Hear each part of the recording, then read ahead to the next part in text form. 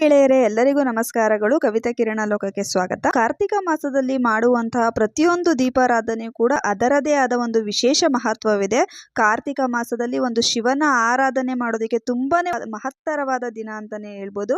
ಈ ಕಾರ್ತಿಕ ಮಾಸದಲ್ಲಿ ವಿಶೇಷವಾಗಿ ಶಿವನನ್ನ, ವಿಷ್ಣುವನ್ನ ಮತ್ತೆ ಶ್ರೀಕೃಷ್ಣ ಪರಮಾತ್ಮನನ್ನ ಆರಾಧನೆಯನ್ನ ಮಾಡ್ಕೊಳ್ಳೋದಕ್ಕೆ ತುಂಬಾನೇ ಒಂದು ವಿಶೇಷವಾದ ಧಾರ್ಮಿಕ ಮಹತ್ವವಿದೆ ಅಂತಾನೂ ಕೂಡ ಹೇಳ್ಬೋದು. ಈ ಸಮಯದಲ್ಲಿ ಕಾರ್ತಿಕ ಮಾಸ, ಕಾರ್ತಿಕ ಸೋಮವಾರದ ದಿನಗಳಲ್ಲಿ ಯಾರೆಲ್ಲ ಭಕ್ತಿಯಿಂದ ಬೆಳಿಗ್ಗೆ ಬ್ರಾಹ್ಮಿ ಮುಹೂರ್ತದಲ್ಲೇ ಎದ್ದು ಮನೆಯಲ್ಲಿ ದೀಪ ಧೂಪಗಳನ್ನ ಬೆಳಗಿಸ್ತಾರೋ ಅಂತವರ ಮನೆಯಲ್ಲಿ ಒಂದು ಸಾಕ್ಷಾತ್ ಲಕ್ಷ್ಮಿಯ ಒಂದು ಅನುಗ್ರಹ ಹೆಚ್ಚಾಗಿ ವಿಷ್ಣು ಶಿವನ ಒಂದು ಆಶೀರ್ವಾದವೂ ಕೂಡ ದೊರೆಯುತ್ತದೆ ಅಂತಾನೆ ಹೇಳ್ಬೋದು. ಹಾಗಾದ್ರೆ ಈ ಕಾರ್ತಿಕ ಸೋಮವಾರದಲ್ಲಿ ಒಂದು ವಿಶೇಷ ದೀಪಾರಾಧನೆಯನ್ನ ಮಾಡೋದ್ರಿಂದ ನಮಗೆ ಹಲವಾರು ಒಂದು ಪ್ರಯೋಜನಗಳನ್ನ ಪಡ್ಕೋಬಹುದು. ಅದರಲ್ಲಿ ಯಾವುದು ವಿಶೇಷವಾದ ದೀಪ ಅಂತ ಇವತ್ತು ನಿಮ್ಗೆಲ್ಲ ತಿಳಿಸ್ಕೊಡ್ತೀನಿ. ಈ ದೀಪವನ್ನ ಮಾಡೋದ್ರಿಂದ ನಮಗೆ ತುಂಬಾನೇ ಒಂದು ಒಳ್ಳೆಯ ಒಂದು ಶುಭ ಫಲಗಳು ಸಿಗುತ್ತೆ ಅಂತಾನೆ ಹೇಳ್ಬೋದು. ಇದಕ್ಕಿಂತ ಮುಂಚೆ ಯಾರೆಲ್ಲ ಈ ವಿಡಿಯೋ ನೋಡ್ತಿದ್ದೀರೋ, ಹೊಸದಾಗಿ ನನ್ನ ವಿಡಿಯೋ ನೋಡ್ತಾ ಇದ್ರೆ ದಯವಿಟ್ಟು ನಮ್ಮ ಚಾನಲ್ನ ಸಬ್ಸ್ಕ್ರೈಬ್ ಮಾಡ್ಕೊಂಡು ನೋಡಿ. ಹಾಗೇನೆ ಪಕ್ಕದಲ್ಲಿ ಕಾಣ್ತಿರುವಂತಹ ಬೆಲ್ ಐಕನ್ನ ಕ್ಲಿಕ್ ಮಾಡಿ. ನಾನು ಮಾಡುವಂತ ವಿಡಿಯೋ ಫಸ್ಟ್ ನಿಮ್ಗೆನೆ ನೋಟಿಫಿಕೇಶನ್ ಬರುತ್ತೆ. ಇಷ್ಟ ಆದ್ರೆ ವಿಡಿಯೋ ಒಂದು ಲೈಕ್ ಕೊಡೋದನ್ನ ಮರಿಬೇಡಿ. ಕಾರ್ತಿಕ ಸೋಮವಾರದಲ್ಲಿ ನಾವು ಶಿವನಿಗೆ ತುಂಬಾನೇ ಪ್ರಿಯವಾದಂತಹ ಒಂದು ದೀಪವನ್ನ ಆರಾಧನೆಯನ್ನ ಮಾಡೋದು ತುಂಬಾನೇ ವಿಶೇಷ ಅಂತಾನೆ ಹೇಳ್ಬೋದು. ಜೀವನದಲ್ಲಿ ಬರೀ ಕಷ್ಟಗಳೇ ಅನುಭವಿಸ್ತಾ ಇರೋರು ಇದೊಂದ್ಸತಿ ಈ ದೀಪನ ಟ್ರೈ ಮಾಡಿದ್ರೆ ನಿಮ್ಗೇನೆ ಗೊತ್ತಾಗುತ್ತೆ ಇದರಿಂದ ಬರುವಂತ ಫಲಿತಾಂಶ ಏನಂತ. ನೋಡಿ, ಈ ಕಾಯಿನ ನೀವು ನೋಡ್ಬೋದು. ಇದನ್ನ ದತ್ತೂರಕಾಯಿ ಅಥವಾ ದತ್ತೂರಿಕಾಯಿ ಅಂತಾನೂ ಕೂಡ ಕರಿತೀವಿ. ಇದು ಹಳ್ಳಿ ಕಡೆಯಲ್ಲಿ ಹೆಚ್ಚಾಗಿ ಸಿಗ್ತದೆ. ಸಿಟಿ ಕಡೆಯಲ್ಲಿ ಇದು ತುಂಬಾನೇ ಕಡಿಮೆ ಸಿಗೋದು. ಇದನ್ನ ರೋಡ್ಗಳ ಸೈಡಲ್ಲಿ ಜಾಸ್ತಿ ನಾವು ಕಾಣ್ಬೋದು. ರೋಡ್ ಸೈಡ್ಗಳಲ್ಲಿ, ಹೊಲಗಳಲ್ಲಿ ಇದು ಜಾಸ್ತಿ ಕಾಣಿಸುತ್ತೆ. ನೋಡಿ, ಈ ಕಾಯಿನ ನಾವು ದತ್ತೂರಿಕಾಯಿ ಅಂತ ಹೇಳ್ತೀವಿ. ಇದನ್ನ ಸೋಮವಾರದ ದಿನ ಶಿವನಿಗೆ ಬೆಳಗಿಸುವುದರಿಂದ ತುಂಬಾನೇ ಒಂದು ವಿಶೇಷ ಒಂದು ಫಲಗಳನ್ನ ಪಡ್ಕೋಬಹುದು ಅಂತಾನೆ ಹೇಳ್ಬೋದು. ನೋಡಿ, ಈ ಕಾಯಿನ ನಾವು ಈ ತರ ಕಟ್ ಮಾಡ್ಕೊಬೇಕಾಗುತ್ತೆ. ಯಾಕಂದ್ರೆ ಇದರಲ್ಲಿ ನಾವು 2 ತುಪ್ಪದ ಬತ್ತಿಗಳನ್ನ ಹಾಕಿ ಹಚ್ಚೋದ್ರಿಂದ ಇದರಲ್ಲಿ ಇರುವಂತ ಬೀಜಗಳನ್ನೆಲ್ಲದೂ ಕೂಡ ತೆಗಿಬೇಕಾಗುತ್ತೆ. ತುಂಬಾನು ಬೀಜಗಳಿರುತ್ತೆ. ಎಲ್ಲದೂ ಕೂಡ ನೀಟಾಗಿ ತೆಗಿರಿ. ಯಾಕಂದ್ರೆ 2 ತುಪ್ಪದ ಬತ್ತಿಗಳನ್ನ ಒಂದು ದೀಪಕ್ಕೆ ಹಾಕಿ ನಾವು ಹಚ್ಚಬೇಕಾದ್ರಿಂದ ನಾವು ಇಷ್ಟು ನೀಟಾಗಿ ನಾವು ಇದನ್ನ ಕ್ಲೀನ್ ಮಾಡ್ಕೊಬೇಕಾಗುತ್ತೆ. ಎಲ್ಲದೂ ಅಷ್ಟೇನೆ, ಇದು ಕ್ಲೀನ್ ಆಗಿ ಒಳ್ಳೆ ದೀಪದ ಶೇಪಲ್ಲೇ ಬರುತ್ತೆ. ನೀಟಾಗಿ ನಾವು ಇದರಲ್ಲಿರೋ ಸೀಡ್ಸ್ಗಳನ್ನೆಲ್ಲ ತೆಗೆದ್ರೆ ಸೇಮ್ ದೀಪ ತರನೇ ಕಾಣಿಸುತ್ತೆ. ನೋಡಿ ಎಷ್ಟು ಚೆನ್ನಾಗಿದೆ. ಇದೇನು ಕೆಟ್ಟೋಗಿಲ್ಲ, ಕಾಯಿ ತುಂಬಾನೇ ಚೆನ್ನಾಗಿದೆ. ಯಾಕಂದ್ರೆ ನಾವು ಬೀಜ ತೆಗಿಬೇಕಾದ್ರೆ ಅದು ಆ ತರ ಕಾಣಿಸುತ್ತೆ ಅಷ್ಟೇನೆ. ನೋಡಿ, ಎರಡನ್ನೂ ಅಷ್ಟೇ ನಾವು ಅದೇ ರೀತಿ ನಾವು ಕಟ್ ಮಾಡ್ಕೊಂಡು ಅದರಲ್ಲಿರುವಂತ ಬೀಜಗಳನ್ನೆಲ್ಲ ನಾವು ಈ ತರ ತೆಗೆದು ಎರಡನ್ನೂ ಕೂಡ ಸಿದ್ಧತೆ ಮಾಡ್ಕೊಬೇಕಾಗುತ್ತೆ. ಯಾವುದೇ ಕಾರಣಕ್ಕೂ ಮಧ್ಯದಲ್ಲಿ ಇಟ್ಟು ಈ ಕಾಯಿನ ಕಟ್ ಮಾಡ್ಕೊಂಬೇಡಿ ಅಥವಾ ಬೀಜಗಳನ್ನು ತೆಗಿಯೋಕ್ಕಾಗಲ್ಲ. ಯಾಕಂದ್ರೆ ಮುಳ್ಳು ಚುಚ್ಚುತ್ತವೆ. ಆದ್ರಿಂದ ನೀವು ಹಿಂದೆಗಡೆ ಇದ್ದ ತೊಟ್ಟನ್ನ ಇಟ್ಕೊಂಡು ನೀವು ಕ್ಲೀನ್ ಮಾಡ್ಕೊಬೇಕಾಗುತ್ತೆ. ಈ ತೊಟ್ಟನು ಅಷ್ಟೇ ನೀವು ಲಾಸ್ಟ್ ನಲ್ಲಿ ತೆಗ್ದ್ಬಿಡಿ. ಯಾಕಂದ್ರೆ ಇದು 2 ದೀಪಗಳನ್ನ ತಗೊಂಡು ಅದ್ರ ಮೇಲೆ ಇಟ್ಟು ಇದನ್ನ ಆರಾಧನೆಯನ್ನ ಮಾಡ್ಬೇಕಾಗುತ್ತೆ. ಇಲ್ಲ ಅಂದ್ರೆ ನೀವು ಅಕ್ಕಿನ ಹಾಕಿ ಅದ್ರ ಮೇಲೂ ಕೂಡ ಇದನ್ನ ಡೈರೆಕ್ಟ್ ಆಗಿ ಹಚ್ಬೋದು.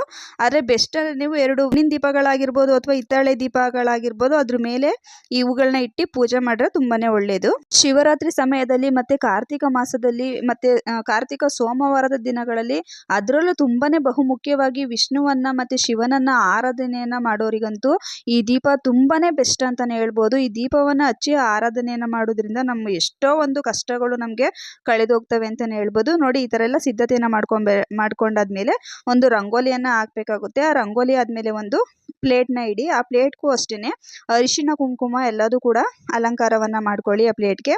ಅದಾದ್ಮೇಲೆ 2 ವಿಳ್ಯದೆಲೆನೂ ಕೂಡ ನೀವಿಲ್ಲಿ ಇಟ್ಕೊಬೇಕು. ವಿಳ್ಯದೆಲೆಗೂ ಕೂಡ ಅರಿಶಿನ ಕುಂಕುಮದಿಂದ, ಶ್ರೀಗಂಧದಿಂದ ಅಲಂಕಾರವನ್ನ ಮಾಡ್ಕೊಳ್ಳಿ. 2 ವಿಳ್ಯದೆಲೆ ಮೇಲೆ ನೀವು ಅರಿಶಿನ ಕುಂಕುಮವನ್ನ ಇಟ್ಟಾದ್ಮೇಲೆ ಸ್ವಲ್ಪ ಅಕ್ಷತೆಯನ್ನ ಎರಡಕ್ಕೂ ಕೂಡ ಹಾಕ್ಬೇಕು. ದತ್ತೂರಿ ಕಾಯಿಯಿಂದ ಮಾಡಿರುವಂತಹ ಈ ದೀಪವನ್ನ ಇದ್ರ ಮೇಲೆ ಇಡ್ಬೇಕಾಗುತ್ತೆ. ನೋಡಿ, ಈ ದತ್ತೂರಿ ಕಾಯಿ ನಿಜವಾಗ್ಲೂ ಬರೀ ಪೂಜೆ ಮಾಡೋದಕ್ಕೆ ಅಷ್ಟೇ ಅಲ್ಲ, ಆರೋಗ್ಯದ ದೃಷ್ಟಿಯಲ್ಲೂ ಇದು ತುಂಬಾನೇ ಒಳ್ಳೇದು ಅಂತಾನೆ ಹೇಳ್ಬೋದು. ಇದು ಎಷ್ಟೊಂದು ದಿನದಿಂದ ಇರುವಂತ ಕೀಲು ನೋವು, ಮಂಡಿ ನೋವು, ಮೈಕೈ ನೋವು ಎಲ್ಲದಕ್ಕೂ ಇದು ಒಂಥರ ರಾಮಬಾಣ ಅಂತಾನೆ ಹೇಳ್ಬೋದು. ಕೀಲು, ಕೈಕಾಲು, ಮಂಡಿ ನೋವು ಅನ್ನೋರು ಈ ಕಾಯಿನ ಜಜ್ಜಿ ಇದರಿಂದ ರಸವನ್ನ ತೆಗೆದು ಆ ರಸವನ್ನ ಎಲ್ಲಿ ನೋವಿರುತ್ತೋ ಆ ಜಾಗಕ್ಕೆ ಹಾಕೊಂಡ್ರೆ ನೋವು ತುಂಬಾನೇ ಬೇಗನೆ ಕಾಲಕ್ರಮೇಣ ಕಡಿಮೆ ಆಗುತ್ತೆ ಅಂತಾನೆ ಹೇಳಲಾಗುತ್ತೆ. ತುಂಬಾನೇ ಒಂದು ವೈದ್ಯಕೀಯವಾಗಿಯೂ ಇದು ತುಂಬಾನೇ ಒಂದು ಉಪಯುಕ್ತ ಅಂತಾನೆ ಹೇಳ್ಬೋದು ಈ ದತ್ತೂರಕಾಯಿ. ಇದನ್ನ ಪೂಜೆಗೂ ಕೂಡ ಅಷ್ಟೇನೆ ಒಂದು ವಿಶೇಷವಾದ ಸ್ಥಾನವನ್ನ ಪಡ್ಕೊಂಡಿದೆ ಅಂತಾನೆ ಹೇಳ್ಬೋದು. ದೀಪಕ್ಕೆ ನಾವು ಈ ತರ ಅರಿಶಿಣ ಕುಂಕುಮದಿಂದ ಅಲಂಕಾರವನ್ನ ಮಾಡ್ಕೋಬೇಕು. ನಾವು ಅರಿಶಿಣ ಕುಂಕುಮವನ್ನ ಎಷ್ಟು ನಾವು ಅಲಂಕಾರವನ್ನ ಮಾಡ್ತೀವೋ ನಮ್ಗೆ ಅಷ್ಟೇ ಒಂದು ಪೂಜೆಯ ಸಂಪೂರ್ಣ ಫಲ ನಮ್ಗೆ ಸಿಗುತ್ತದೆ ಅಂತಾನೆ ಹೇಳ್ಬೋದು. ಈ ದೀಪವನ್ನ ನೀವು ಸೋಮವಾರದ ದಿನ ಹಚ್ಚಿದ್ರೆ ತುಂಬಾನೇ ಶ್ರೇಷ್ಠ. ಅದರಲ್ಲೂ ಕಾರ್ತಿಕ ಸೋಮವಾರ 4 ಸೋಮವಾರ ಬರ್ತವೆ. ಇಷ್ಟು 4 ಸೋಮವಾರಗಳಲ್ಲಿ ನಿಮ್ಗೆ ಯಾವ ದಿನ ಹಚ್ಚಕ್ಕಾದ್ರೂ ಅಷ್ಟು ದಿನದಲ್ಲೂ ಕೂಡ ನೀವು ಯಾವುದು ಒಂದು ಸೋಮವಾರ ಹಚ್ಚಿದ್ರೂ ಸಾಕು, ನೀವು ಅಷ್ಟೇ ಒಂದು ವಿಶೇಷವಾದ ಫಲಗಳನ್ನ ನೀವು ಪಡ್ಕೊಬೋದು. ಆದರೆ ಪ್ರತಿ ಸೋಮವಾರನೂ ಕೂಡ ಹಚ್ಚಿ, ಈ ಕಾಯಿಗಳು ಸಿಗಲಿಲ್ಲ, ತುಂಬಾ ಸಿಗೋದು ಈ ಕಾಯಿ ಅಪರೂಪ ಅನ್ನೋರು ಒಂದಿನನಾರು ಸರಿ ಈ ಕಾರ್ತಿಕ ಸೋಮವಾರದ ಸಮಯದಲ್ಲಿ ನೀವು ಒಂದು ಸೋಮವಾರ ಹಚ್ಚಿದ್ರು ಸರಿ ತುಂಬಾ ಒಂದು ಶ್ರೇಷ್ಠವಾದ ಫಲಗಳನ್ನ ನೀವು ಪಡ್ಕೊತೀರಾ ಅಂತಲೇ ಹೇಳ್ಬೋದು. ಹಾಗೆಯೇ ಮನೆಯಲ್ಲಿ ಮಾತ್ರ ಈ ದೀಪಾರಾಧನೆಯನ್ನು ಮಾಡೋದಲ್ಲ, ನೀವು ಶಿವನ ದೇವಸ್ಥಾನಗಳಿಗೆ, ವಿಷ್ಣುವಿನ ದೇವಸ್ಥಾನಗಳಿಗೂ ಹೋಗಿ ದೀಪವನ್ನು ಹಚ್ಚೋದ್ರಿಂದ ನಿಮ್ಮ ಎಷ್ಟೋ ಕಷ್ಟ ಕಾರ್ಪಣ್ಯಗಳು ಕಳೆದು ಒಂದು ಒಳ್ಳೆಯ ಜೀವನದಲ್ಲಿ ಎಲ್ಲದೂ ಕೂಡ ಒಳ್ಳೆಯದಾಗುವ ಸಾಧ್ಯತೆ ಹೆಚ್ಚಾಗಿರುತ್ತದೆ ಅಂತಲೇ ಹೇಳ್ಬೋದು. ಕತ್ತೂರಿಕಾಯಲ್ಲಿ ಇರುವಂಥ ಮುಳ್ಳುಗಳು ಒಂದೊಂದು ಮುಳ್ಳಲ್ಲೂ ಕೂಡ ಮುತ್ಕೋಟಿ ದೇವರುಗಳು ಇದ್ದಾರೆ ಅಂತಲೇ ಹೇಳ್ಬೋದು. ಈ ದತ್ತೂರಿ ಕಾಯಿಯನ್ನು ಈ ಥರ ಮಾಡಿ ನಾವು ದೀಪವನ್ನು ಹಚ್ಚೋದ್ರಿಂದ ಮುತ್ಕೋಟಿ ದೇವರುಗಳ ಆಶೀರ್ವಾದ ನಮಗೆ ದೊರೆಯುತ್ತದೆ ಅಂತಲೇ ಹೇಳಲಾಗುತ್ತೆ. ಆದ್ದರಿಂದ ಈ ದತ್ತೂರಿ ಕಾಯಿನ ತಗೊಬಂದು ಕಾರ್ತಿಕ ಸೋಮವಾರದ ದಿನಗಳಲ್ಲಿ ನಾವು ದೀಪ ಹಚ್ಚೋದ್ರಿಂದ ನಮಗೆ ಎಲ್ಲ ಒಂದು ಸಂಕಷ್ಟಗಳು ಕಳೀತವೆ ಅಂತಲೇ ಹೇಳ್ಬೋದು. ಹೂವಿನಿಂದ ಅಲಂಕಾರವನ್ನು ಮಾಡ್ಕೊಬೇಕಾಗುತ್ತೆ. ಎಷ್ಟು ಮಟ್ಟಿಗೆ ನೀವು ಅಲಂಕಾರ ಮಾಡ್ತೀರೋ ಅಷ್ಟು ತುಂಬ ಚೆನ್ನಾಗಿ ಕಾಣಿಸುತ್ತೆ. ನಿಮ್ಮ ಹತ್ರ ಯಾವ ಹೂಗಳು ಸಿಗ್ತಾವೋ ಅವುಗಳನ್ನೇ ಬಳಸ್ಕೊಂಡು ನೀವು ಪೂಜೆಯನ್ನು ಮಾಡ್ಬೋದು. ಇದಕ್ಕೆ ವಿಶೇಷವಾಗಿ ತುಪ್ಪದ ಬತ್ತಿಗಳನ್ನ ಹಾಕಿದ್ರೆ ತುಂಬಾ ಒಳ್ಳೆಯದು. ಊದ್ಗಡ್ಡಿಯಿಂದ ಈ ದೀಪವನ್ನು ಹಚ್ಚಬೇಕಾಗುತ್ತೆ. ಯಾವುದೇ ಕಾರಣಕ್ಕೂ ಮ್ಯಾಚ್ ಬಾಕ್ಸಲ್ಲಿ ಆಗಿರ್ಬೋದು ಅಥವಾ ಇನ್ನೊಂದರಲ್ಲಾಗಲಿ ಹಚ್ಚೋಕೆ ಹೋಗಬೇಡಿ. ನೀವು ಏಕಾರ್ತಿಯಿಂದ ನೀವು ಹಚ್ಚಿದ್ರೆ ತುಂಬಾ ಒಳ್ಳೆಯದು. ಇಲ್ಲಾಂದರೆ ನೀವು ಈ ಥರ ಊದ್ಗಡ್ಡಿಯಲ್ಲಿ ಹಚ್ಚಿ ಊದ್ಗಡ್ಡಿನ ಈ ಥರ ಬೆಳಗಬೇಕಾಗುತ್ತೆ. ನಿಮ್ಮ ಮನಸ್ಸಿನಲ್ಲಿರುವಂಥ ಪ್ರತಿಯೊಂದು ಕೋರಿಕೆಗಳು, ಬೇಡಿಕೆಗಳು ಏನಿದೆ ಅದನ್ನು ಮನಸ್ಸೋ ಇಚ್ಛೆ ನೀವು ಬೇಡ್ಕೊಂಡು ಶಿವನ ಹತ್ರ ನೀವು ಪ್ರಾರ್ಥನೆಯನ್ನು ಸಲ್ಲಿಸಿ ಈ ದೀಪವನ್ನು ಹಚ್ಚಬೇಕಾಗುತ್ತೆ. ನೀವು ಈ ದೀಪವನ್ನು ಹಚ್ಚೋದೇ ಅಲ್ಲ, ಬೆಳಗಿದ್ರೂ ಕೂಡ ತುಂಬಾ ಒಳ್ಳೆಯದು. ಈ ತಟ್ಟೆಯಿಂದನೇ ನೀವು ಶಿವನ ಒಂದು ಫೋಟೋ ಇದ್ದರೆ ಆ ಫೋಟೋಗೆ ನೀವು 3 ಸತಿ ನೀವು ಇದನ್ನು ಬೆಳಗಿ ನೀವು ಶಿವನ ಒಂದು ಫೋಟೋ ಮುಂದೆ ಇಡಬೇಕಾಗುತ್ತೆ. ಶಿವನ ಫೋಟೋ ಇಲ್ಲಾಂದ್ರೂ ಪರವಾಗಿಲ್ಲ, ನಿಮ್ಮ ಮನೇಲಿ ಯಾವುದು ನಿಮ್ಮ ಕುಲದೇವರು ಅಥವಾ ಮನೆ ದೇವರು ಫೋಟೋ ಇರುತ್ತೋ ಆ ದೇವರ ಮುಂದೆನೇ ನೀವು ಈ ದೀಪವನ್ನು ಆರಾಧನೆಯನ್ನು ಮಾಡಿ. ಮತ್ತು ತುಂಬ ಇಂಪಾರ್ಟೆಂಟ್ ಏನಂದರೆ ಈ ದೀಪವನ್ನು ಆರಾಧನೆಯನ್ನು ಮಾಡೋರು ಹಚ್ಚೋರು ನೀವು ಒಂದು ನೈವೇದ್ಯ ಅಂತ ಏನಾದರೂ ಸರಿ ಮಾಡಬೇಕಾಗುತ್ತೆ. ಅಟ್ಲೀಸ್ಟ್ ಒಂದು ಗ್ಲಾಸ್ ಹಾಲಾಗಿರ್ಬೋದು ಅಥವಾ ಒಂದು ಸಿಹಿ ಪಾಯಸ ಆಗಿರ್ಬೋದು, ಒಂದು ಹಣ್ಣನ್ನಾದರೂ ಸರಿ, ನೀವು ಬಾಳೆಹಣ್ಣು ಆಗಿರ್ಬೋದು, ಯಾವುದೇ ಥರ ಆಗಿರ್ಬೋದು, ಹಣ್ಣು ಇಟ್ಟು ನೈವೇದ್ಯವನ್ನು ಮಾಡಿ ನೀವು ಪೂಜೆಯನ್ನು ಮಾಡಿ. ಹಾಗೆಯೇ ತಾಂಬೂಲವನ್ನು ಕೂಡ ನೀವು ಇಡಬೇಕಾಗುತ್ತೆ. ಇದಕ್ಕೆ ನೈವೇದ್ಯ ಎಲ್ಲ ಮಾಡಾದ್ಮೇಲೆ ಧೂಪವನ್ನು ತೋರಿಸಿ ಅದಾದಮೇಲೆ ಮಹಾಮಂಗಳಾರತಿಯನ್ನು ಮಾಡಿ ನೀವು 2 ತುಪ್ಪದ ದೀಪಗಳನ್ನು ಅಷ್ಟೇ ಆ ಸೈಡ್ ಈ ಸೈಡು ಹಚ್ಚಿಟ್ರು ಕೂಡ ತುಂಬಾ ಒಳ್ಳೆಯದು.